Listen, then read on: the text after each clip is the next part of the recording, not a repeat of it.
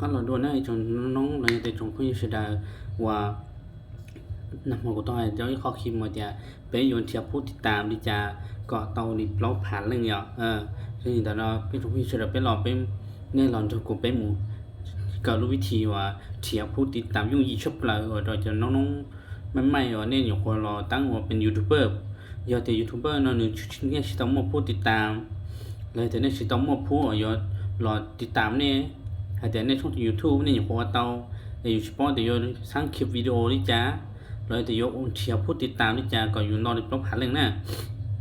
แต่กูไม่รู้ไอเดียยกเชียร์โดยจะน้องชวนเรื่องส่วนตัวนี่เชิญแต่ป้อไอเดียไปยมุนเทียบผู้ติดตามแบบยุ่งยีชับเราเที่ยย่อตกตื่นนั่นเอง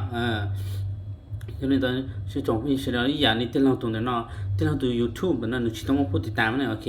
ตụiน้อยตụiเชียร์chỉ là tênเราลองเคลียร์ไปเสร็จแล้วเป็นทิปทำหาผู้ติดตามเนาะเรื่องแต่เป็นการถอดการหมดจะเอาช่อง YouTube ก็ช่องนะchỉ có nửa mấy kho đợt trong số thơ đợt có trong YouTube nửa một lúc trẻ nữa nè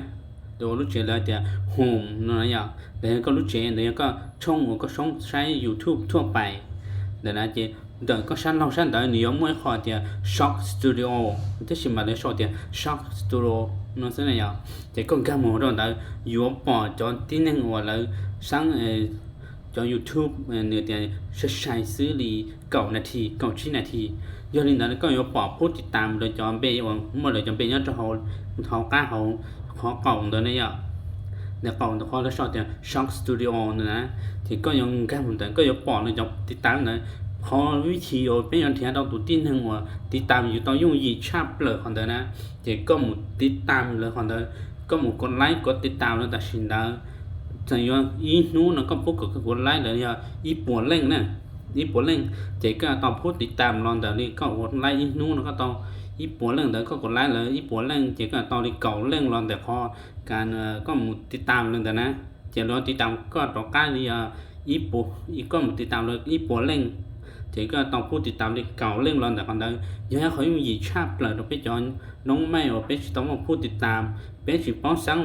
คลิปวิดีโออยู่โอริจาก่อนเลยอยู่ต้องพูดติดตามแล้วยังติดก่อนอยู่ภาพช่อง YouTube ภาพกฎระเบียบของช่อง YouTube นั่นเนี่ยเจ็บเจ้าเป็นมุนเทียนี่ได้